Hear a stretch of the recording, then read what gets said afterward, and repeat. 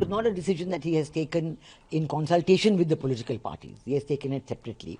He has again talked about the reforms, that we need to do the reforms. But he is not an elected government. He is not a constitutional government. He is not a legitimate government. The credibility of the interim government, interim regime has gone down a lot. So I think that there will have to be a new caretaker government, non-party, neutral caretaker government. Bangladesh, that is fresh elections will take place in Bangladesh in April 2026. How do you see it now? Well, I think it's controversial, this announcement, for 2 or 3 reasons. First of all, some of the political parties have opposed it. Even BNP themselves have said that we want it earlier, we want it by December. So it's not a decision that he has taken in consultation with the political parties. He has taken it separately. Secondly, he has again talked about the reforms, that we need to do the reforms. But he is not an elected government. He is not a constitutional government. He is not a legitimate government. So there's no reason for such a government. It's an interim government. There's no reason and no constitutional provision for them to do reforms. They must have early elections, and then the elected government will look at what reforms they want. So that is the second point. The most important point, I think, is that just 2 weeks ago, the army chief, General Wakar the army chief of Bangladesh, he had a big darbar, sabha, with all his army officers in uniform, including those serving abroad. They joined on Zoom and so on. And in that, he had made 3 or 4 conclusions that came out of the discussions with the army officers. And the most important one was the demand that there must be elections by December of this year. So that is another very important point. The army has not said anything so far about the decision by Professor Yunus. But this is something very important to see what the army will think. And finally, how will the elections be conducted? There has to be a caretaker government. Muhammad Yunus cannot head a caretaker government because in his government there are political party representatives. There are representatives of Islami Andolan Bangladesh. There are people in his party who then have left and formed a political party of their own. They were advisors to him, and they're still very close to him. There are people who are his special assistant, they are in the Hizb ut-Tahrir, and they are now advisors in the government. So the credibility of the interim government, interim regime has gone down a lot. So I think that there will have to be a new caretaker government, non-party, neutral caretaker government, and then they should conduct the elections by December of this year.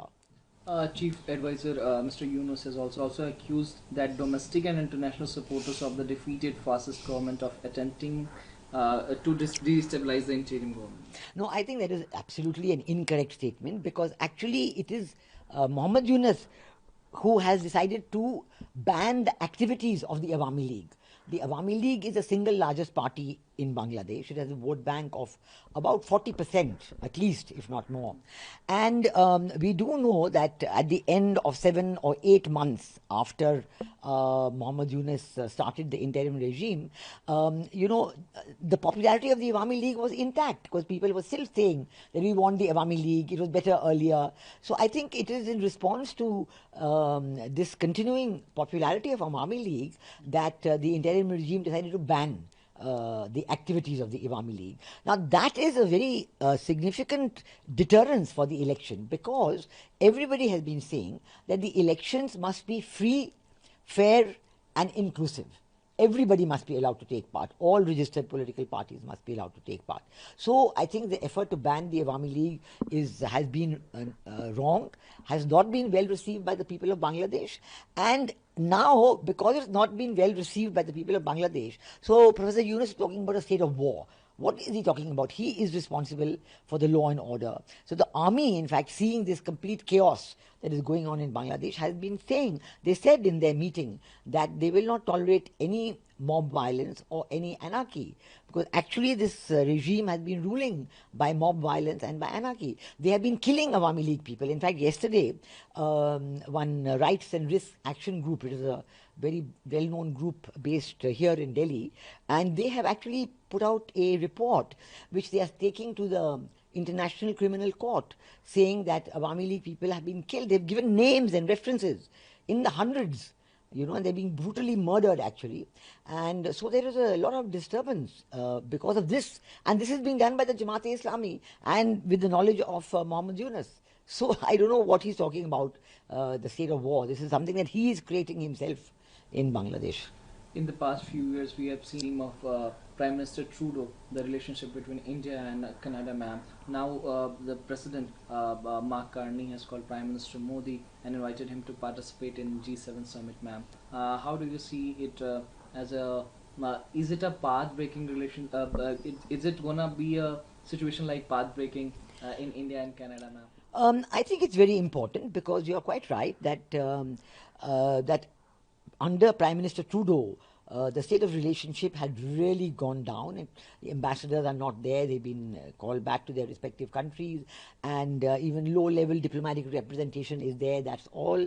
We do know that all this started because Prime Minister Trudeau suddenly decided to blame the Indian government and Indian government agencies for the murder of Nijjar, Hardeep Singh Nijjar, who was one of their Khalistanis, a known Khalistani actually, a person whom Indian government had told government of Canada about.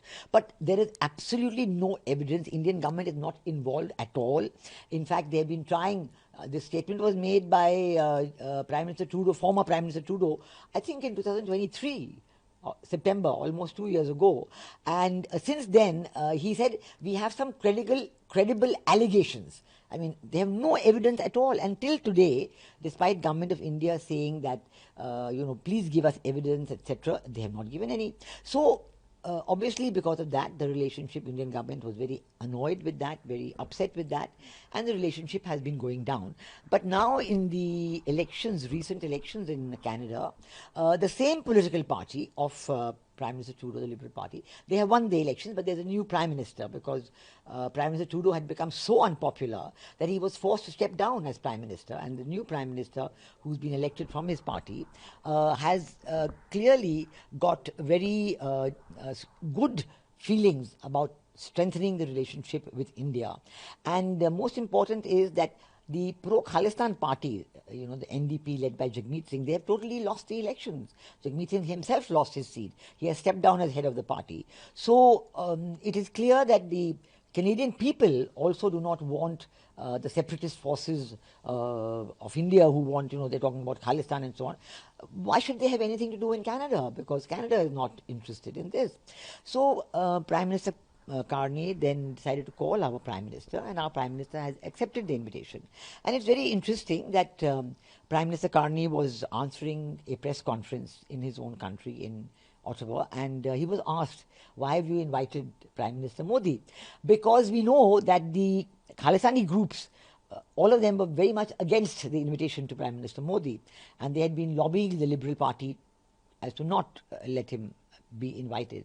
But Prime Minister Carney gave a very good answer in the press conference, and he said, India is the fifth largest economy in the world. We know that today, very soon, India is going to be the fourth largest economy.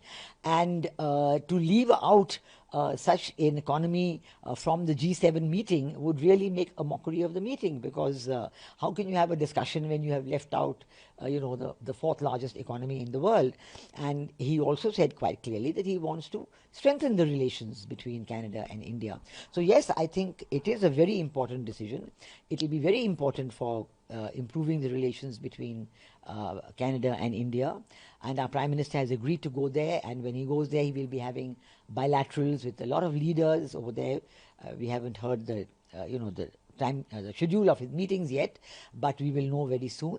And in those bilaterals, he will be able to explain a lot of issues, and this is the first occasion after Operation Sindoor, after the absolutely ghastly terrorist attack on innocent tourists in Pahalgam, that first time that our Prime Minister will be traveling abroad. So this is a unique opportunity for him to meet the world leaders and explain our point of view against terrorism, our point of view, why we have put the Indus Waters Treaty in abeyance. All these issues will be explained by our Prime Minister.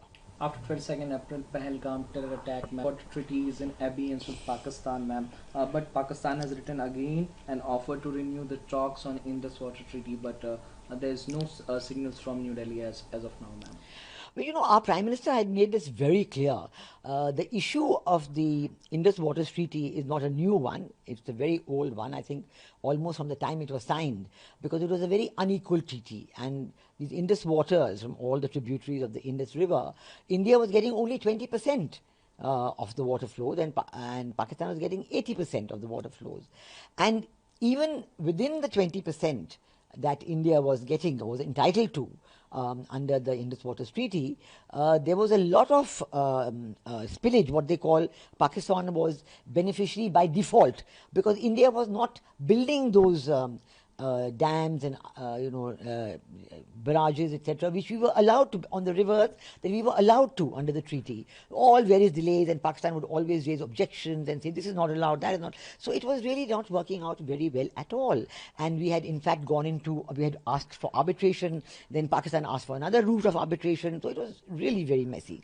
But more than any of all this, so the question of putting the Indus Waters Treaty in abeyance has been discussed now for the last 15 years, and certainly I think under Prime Minister Modi this issue has been raised again and again, and this time after the terrorist attacks in Pahalgam on innocent tourists, our Prime Minister said clearly that blood and water cannot flow together. And you cannot think that water is a lifeline for Pakistan, but for India, the terrorists can come and kill innocent tourists and destroy families, and young honeymooning couple, young parents with small children, they've been killed mercilessly in a communal way after identifying their religion, and you think that India will keep quiet. So it is completely unbelievable that India will keep quiet. And our Prime Minister has done the right thing to put the Indus Water Treaty in abeyance. All of India is supporting him. In fact, there is such universal support from all the political parties. We have seen that all the 7 delegations which went abroad and now they have come back, they are all talking about how much support they got and how they were able to explain about the Indus Waters Treaty, about the other very precision attacks that we undertook on the 7th of May, on the 9th and 10th, early morning 10th of May, all that. And the world is understanding.